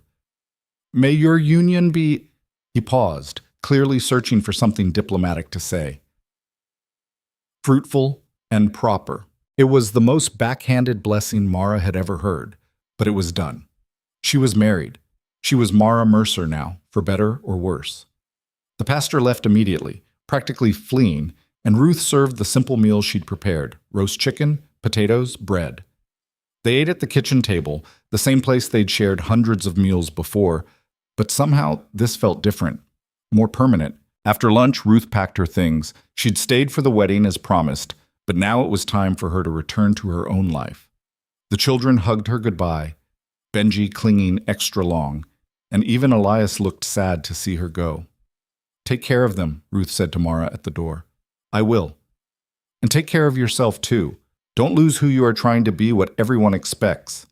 Mara nodded, throat tight, and watched Ruth climb onto her wagon and drive away. When she was gone, Mara stood on the porch looking out at the ranch. Her ranch now, legally and officially. The land stretched out in every direction, brown and dormant under winter sky, waiting for spring. "You all right?" Elias asked, coming up behind her. "I think so, still waiting for the other shoe to drop." "No more shoes, just us now." He wrapped an arm around her waist. "Mrs. Mercer." The name sounded strange, foreign, like it belonged to someone else. But Mara figured she'd grow into it eventually. She'd grown into stranger things. That night, after the children were asleep, Mara and Elias faced each other in the bedroom they would now share. It was awkward and uncomfortable, and neither of them seemed to know quite what to do. They'd been living together for months, but this was different. This was intimate in ways that had nothing to do with proximity. "We don't have to," Elias started. "I know. I mean, if you'd rather wait, I wouldn't." Mara's hands were shaking. "I'm just nervous. It's been a long time since—" She stopped, embarrassed. "Since my husband died, and even then we were young and stupid and had no idea what we were doing." "We're still stupid," Elias said, and she laughed despite herself. They figured it out eventually, fumbling and uncertain but genuine. And afterward, Mara lay awake staring at the ceiling while Elias slept beside her. This was her life now. This man, these children, this ranch. She'd committed fully, irrevocably, and there was no walking away anymore. The thought terrified her. But underneath the terror was something else, something that felt almost like peace. The next morning, Mara woke to find Benji standing beside the bed, staring at her with those huge, solemn eyes. "You stayed," he whispered. "I stayed," she confirmed. "Even though you married Papa?" "Especially because I married Papa. That means I'm staying forever now." Benji processed this information with the seriousness of someone much older. Then he climbed onto the bed and curled up against her side, his small body warm and trusting. Elias stirred, opened his eyes, and found them there, his wife and his son, both exactly where they belonged. "Good morning," he said. "Morning," Mara replied, and realized with some surprise that she meant it. It was a good morning, maybe even a great one. The weeks that followed settled into a new rhythm. Mara wasn't just the cook anymore, she was the wife, the mother figure, the partner in running the ranch. It meant more responsibility, but also more authority. When she made decisions, people listened. When she spoke, it carried weight. The town still whispered, but their attitudes slowly began to shift. It was hard to maintain moral outrage when the target of it kept showing up, doing the work, proving herself day after day. Mara sold her baking every week, attended church every Sunday despite the cold shoulders, walked through town with her head up and her spine straight. And gradually, grudgingly, people started accepting her presence. It helped that the ranch was thriving. Elias had managed to catch up on the mortgage payments. The herd was growing, the fences were mended, the barn repaired, the house weathertight against winter storms. Success was harder to argue with than scandal. One afternoon in late January, Marcus Mercer showed up at the ranch. Mara saw him riding up and braced herself for another confrontation.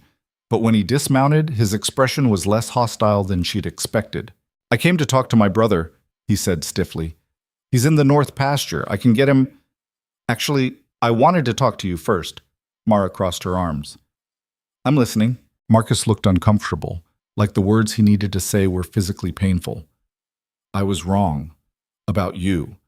About your intentions. I thought—" He stopped, jaw working.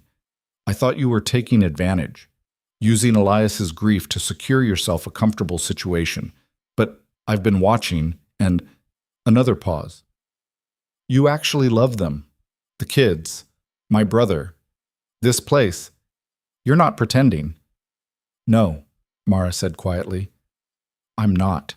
I loved Sarah. She was everything good about this family.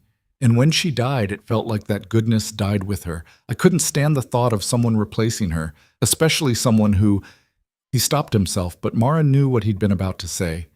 Someone who wasn't beautiful, wasn't refined, wasn't what a Mercer wife should be. "I'm not replacing her," Mara said, same as she'd said 100 times before. "I'm just trying to build something new." Marcus nodded slowly. "I can see that now, and I'm sorry for what I said, for how I treated you. It wasn't a great apology, wasn't even a particularly good one, but it was honest, and that counted for something."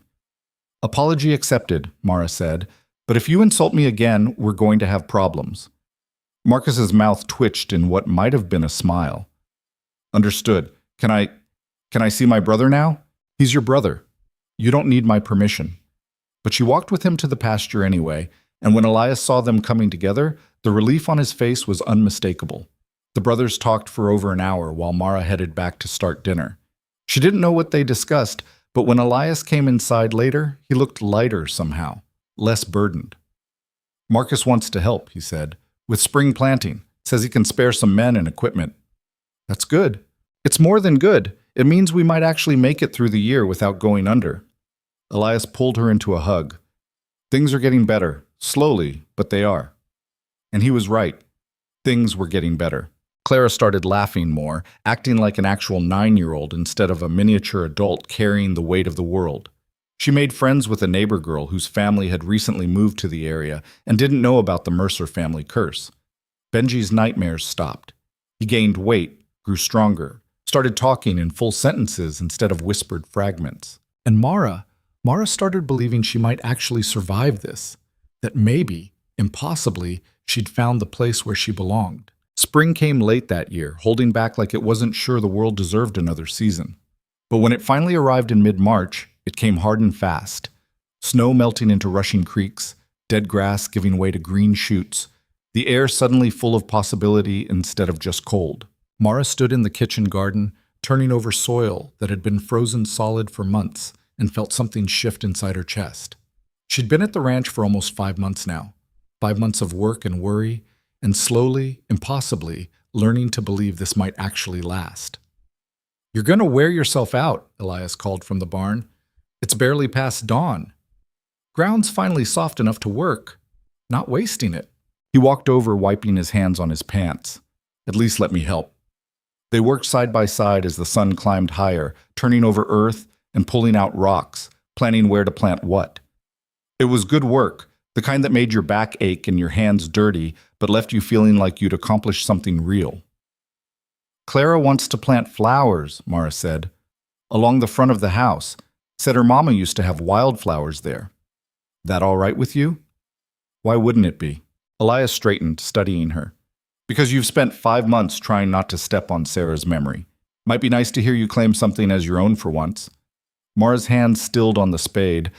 "I don't want the kids thinking I'm trying to erase her. They don't think that. They know you're different people." He paused. "You're allowed to make this place yours too, Mara. Sarah's gone. You're here. That's just how it is." She nodded slowly, not entirely convinced but wanting to believe him. "Then yes, flowers are fine. Clara can plant whatever she wants." That afternoon, Clara dragged Mara out to the meadow beyond the north pasture, both of them carrying baskets. The girl had gotten it into her head that they could transplant wildflowers from the prairie to the house, and Mara hadn't had the heart to tell her it probably wouldn't work. "Mama used to bring me out here," Clara said as they walked. "Before she got sick, she'd tell me the names of all the flowers. I can't remember most of them now. That happens. Memory's not as reliable as we want it to be." "Do you remember your mama?" "Some. She died when I was about your age. Fever, same as a lot of people." Mara knelt beside a patch of early wildflowers, examining their roots. "I remember she had strong hands, and she sang even though she couldn't carry a tune worth a damn." Clara giggled. "You said a bad word." "I say lots of bad words. Don't repeat them." They dug up flowers in comfortable silence, Clara chattering occasionally about her friend Emma and the new kittens in the barn, and how Benji had finally stopped wetting the bed at night. Normal things. The kind of things families talked about when they weren't drowning in crisis. "Can I ask you something?" Clara said eventually, her voice going quieter. "Always." Do you wish you had your own kids instead of us?" Mara's chest tightened. She set down her spade and looked at the girl directly. "No, I don't. But we're not really yours. Not like if you had us yourself." "Listen to me," Mara put both hands on Clara's shoulders. "Blood doesn't make family. Choice does. I chose you. I chose Benji. I chose your father and this ranch and this life. That's stronger than blood ever could be because I could have walked away and I didn't." Clara's eyes were bright with tears. "Promise?" "Promise." The girl threw her arms around Mara's waist, hugging hard, and Mara held her back, wondering when exactly this fierce, wounded child had worked her way so completely under Mara's defenses. They carried their flowers back and spent the rest of the afternoon planting them along the front of the house, Benji helping by mostly getting in the way and covering himself in mud. By evening, the house looked different, softer somehow, more welcoming, like a place where people actually lived instead of just survived. Elias came out to look at their work and nodded approvingly. "Looks good. Looks like home." And it did. For the first time since Mara had arrived, the ranch looked like somewhere you'd choose to be, not just somewhere you ended up. But peace never lasted long. That Sunday at church, Mara was cornered by a woman she didn't recognize, younger, pretty, with the kind of polished confidence that came from never being told no. "You're the new Mrs. Mercer," the woman said, looking Mara up and down with barely concealed disdain. "I am. I'm Catherine Walsh. My father owns the bank." She smiled, sharp as broken glass. "The bank that holds the mortgage on your husband's ranch." Mara's stomach dropped, but she kept her face neutral. "Nice to meet you." "Is it?" Catherine's smile widened. I wonder. You see, Elias and I were close before he married Sarah. Everyone expected we'd end up together eventually. Then she came along, sweet, beautiful Sarah, and he chose her instead. Her eyes hardened. And now she's dead and he's married to you. Quite the step down, don't you think? I think, Mara said carefully, that who Elias chooses to marry is his business, not yours. Oh, but it is my business, because my father is getting nervous about that mortgage. 3 months behind last year, barely caught up now. One bad season and you'll lose everything. Catherine leaned closer. And when that happens, when Elias comes crawling to the bank desperate for another extension, I'll be there, like I should have been all along. You're wasting your time. He's married to me. For now, but marriages end. Especially marriages built on desperation instead of love. Catherine's voice dropped to a whisper. You know he doesn't really love you, right? You're just convenient, available, good enough for now, but eventually he'll realize what everyone else already knows, that you're nothing special. And when he does, I'll still be here. She walked away before Mara could respond, leaving those words sitting like poison in Mara's chest. That night, Mara lay awake beside Elias, Catherine's voice echoing in her head. You're nothing special, just convenient. Good enough for now. The same things Mara had told herself 100 times, but hearing them from someone else made them feel more true. You're thinking too loud, Elias murmured beside her. What's wrong? Nothing, just tired. Liar. He rolled over to face her. Talk to me. Mara stared at the ceiling, debating. Then because she'd promised to stay and staying meant being honest, she said, Met Catherine Walsh today. She made it clear she thinks this, us, is temporary. Catherine's an idiot. Is she, though? She said you two were close before Sarah, that everyone expected you to marry her. Elias was quiet for a moment. Then he sighed. We courted for about 3 months when I was 20. Her father was pushing for it, thought combining our families would be good business. But I didn't love her. She was pretty and proper and said all the right things, but there was nothing underneath. No fire. No real feeling. He found Mara's hand under the blankets. Then I met Sarah, and it was different, real. So I broke it off with Catherine and married Sarah instead. And now Catherine's waiting for this marriage to fail so she can have another chance. Then she'll be waiting forever. Elias's voice was firm. I'm not interested in pretty and proper anymore. I'm interested in strong and honest and stubborn as hell. I'm interested in you. You say that now, I'll say it tomorrow too. And the day after, and the day after that. He pulled her closer. Stop looking for reasons to doubt this. We're solid. We're real. And Catherine Walsh can go to hell. Mara wanted to believe him, but doubt was a hard habit to break. The next few weeks brought new challenges. Spring storms rolled through, violent and unpredictable, flooding the low pastures and washing out a section of fence. They lost 2 calves to a late freeze. The plow blade Elias had been nursing along finally cracked beyond repair, and a new one cost money they didn't quite have. Mara picked up extra work, baking for 2 stores in town instead of 1, taking in mending from neighbors who were willing to pay. She worked from before dawn until after dark, pushing herself harder than she probably should, trying to prove she was earning her place here. One evening, Elias found her in the kitchen at midnight, still elbow-deep in bread dough, exhausted and swaying on her feet. Mara, stop. Need to finish. Promised Mrs. Henderson I'd have 6 loaves ready by morning. You're going to collapse. I'm fine. You're not fine. You haven't been fine for weeks. He moved behind her, gently taking her hands out of the dough. Why are you doing this to yourself? Because, her voice cracked, because we're barely holding on, because one bad month could sink us, because I need to prove I'm worth keeping. You don't need to prove anything. Yes, I do. The words burst out louder than she intended. I'm not Sarah. I'm not young or pretty or effortless. Everything I am, everything I contribute, I have to work for. I have to earn.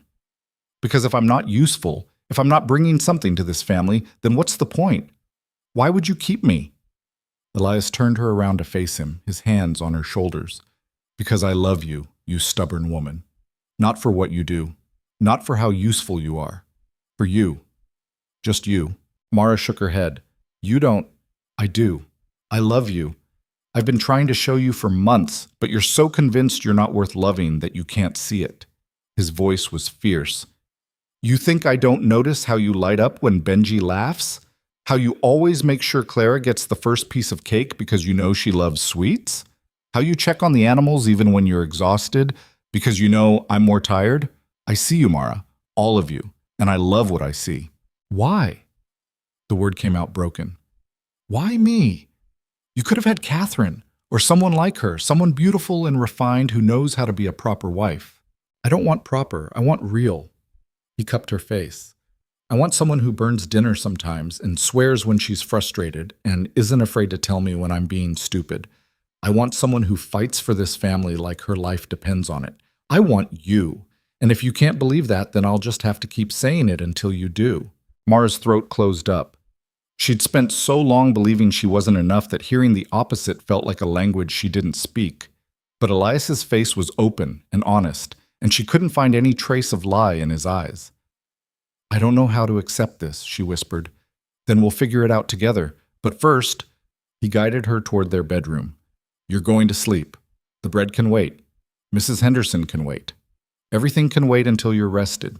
He tucked her into bed like she was one of the children, and despite her protests about unfinished work, she was asleep within minutes. When she woke the next morning, sunlight was streaming through the window and she could hear voices in the kitchen. She stumbled out to find Clara and Benji helping Elias finish the bread dough, all three of them covered in flour and laughing at some joke she'd missed. "Morning," Elias said, not looking up from the dough he was kneading. "Kids wanted to help. Hope that's all right." "I made a roll," Benji announced proudly, holding up something that looked more like a flour-covered rock than bread. "Papa says we're going to bake it special." "It's beautiful," Mara said, and meant it. Clara looked up from shaping her own rolls. "We wanted to help. You do everything alone, and that's not fair. We're a family. Families help each other." Something in Mara's chest cracked open.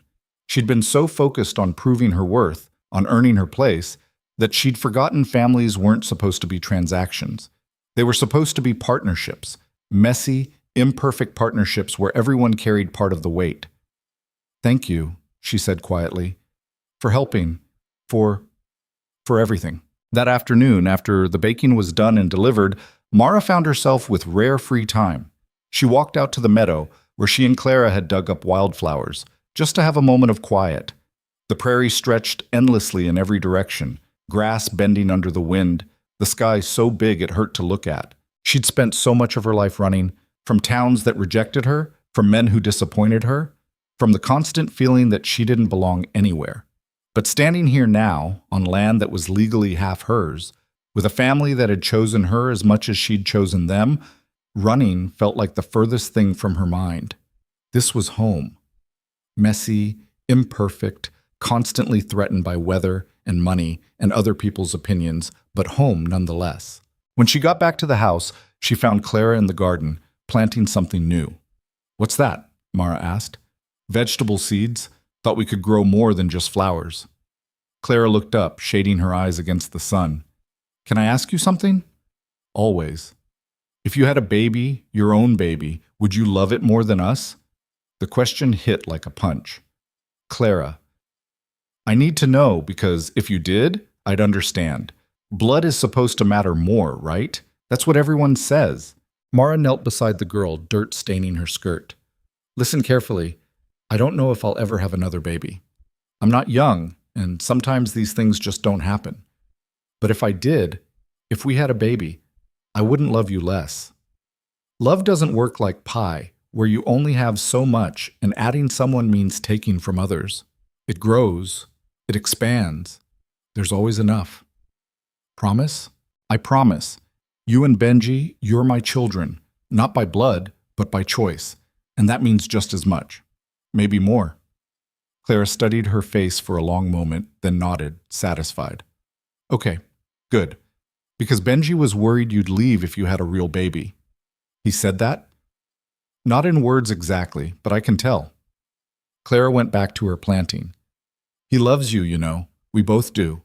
Mara's throat went tight. "I love you both too." It was the first time she'd said it out loud, and the words felt both terrifying and right. That evening, as they sat down to dinner, Benji looked up from his plate and asked the question that had been hanging unspoken in the air for months. If you stay forever, does that mean you're our mama now? The table went silent. Even the clock on the mantel seemed to stop ticking. Mara felt every eye on her, waiting for an answer. She thought about Sarah, the woman whose shoes she'd been trying so hard not to fill, about the portrait on the mantel that showed a beautiful young woman with her whole life ahead of her, about Clara's fear of being replaced, and Benji's desperate need for security. I can't replace your mama, Mara said carefully. She loved you first. She brought you into this world. Nothing changes that. Benji's face fell, and Mara's heart clenched. But, she continued, reaching across the table to take his small hand, if you want to call me mama, I'd be honored, because you're my children now, in every way that matters. Not because I gave birth to you, but because I choose you. Every single day, I choose you. Even when we're bad? Benji asked. Especially when you're bad. That's when you need someone to choose you most. Clara was crying silently, tears streaming down her face. I don't remember Mama's voice anymore. I try, but it's gone. And I feel guilty because I'm starting to think of you as Mama instead, and that feels like betraying her. Oh, sweetheart, Mara moved to kneel beside Clara's chair. It's not betrayal, it's survival. People aren't meant to live in the past forever. Your mama would want you to be happy, to have someone to take care of you, to move forward. You really think so? I know so. Because if something happened to me and you needed someone new, I'd want that for you too. Love isn't about ownership. It's about wanting the people you care about to be okay, even if you're not there anymore. Clara threw her arms around Mara's neck, sobbing. Benji climbed down from his chair and joined the embrace, and suddenly Mara was holding both children while they cried out months of grief and confusion and fear. Elias watched from across the table, his own eyes wet, and when Mara looked at him, he mouthed 2 words. Thank you. Later, after the children were asleep, Elias found Mara on the porch, staring out at the dark prairie. You were amazing tonight, he said, sitting beside her. I just told them the truth. That's what made it amazing. He took her hand. You know, when Sarah died, I thought that was it. Thought we'd just exist in this half-life forever, going through the motions but never really living again. Then you showed up, stubborn and prickly and absolutely refusing to let us keep drowning, and you dragged us back to life whether we wanted to come or not. I didn't do anything special. You did everything special, you just can't see it. He was quiet for a moment. I know you've spent your whole life being told you're not enough. Not pretty enough, not feminine enough, not whatever enough. And I know my saying different won't erase that. But I'm going to keep saying it anyway until you believe it. You're everything we needed, everything I needed. And I'm grateful every single day that you knocked on our door instead of walking past. Mara leaned her head against his shoulder. I almost did walk past. Heard Benji crying and nearly kept going because I was tired of other people's problems becoming mine. But you didn't. No, I didn't. She looked up at the stars scattered across the huge Montana sky. Guess some things are meant to be, even when they don't make sense. Love rarely makes sense. That's what makes it worth having. They sat together in comfortable silence, listening to the night sounds of the ranch, cattle settling, wind in the grass, an owl calling somewhere distant. The sounds of home. Inside, something made a small noise. Mara tensed, then relaxed when Clara appeared in the doorway. Can't sleep, the girl said. Can I sit with you? Always. Clara wedged herself between them, and they sat 3 across on the porch, watching stars and breathing the same air. A family. Imperfect and cobbled together from broken pieces, but a family nonetheless. Mama? Clara said softly, testing out the word. Yeah, baby? Thank you for staying. Mara pulled her closer. Thank you for asking me to. The months that followed weren't easy. There were still money troubles and bad weather and nosy neighbors who thought they knew better. Catherine Walsh continued to make cutting remarks whenever they crossed paths. Marcus still gave unsolicited advice. The ranch still demanded endless work for uncertain reward, but they faced it together. When the bank threatened foreclosure again in July, Mara sold everything she'd baked for a month, and Marcus pitched in with a loan that he insisted was a gift.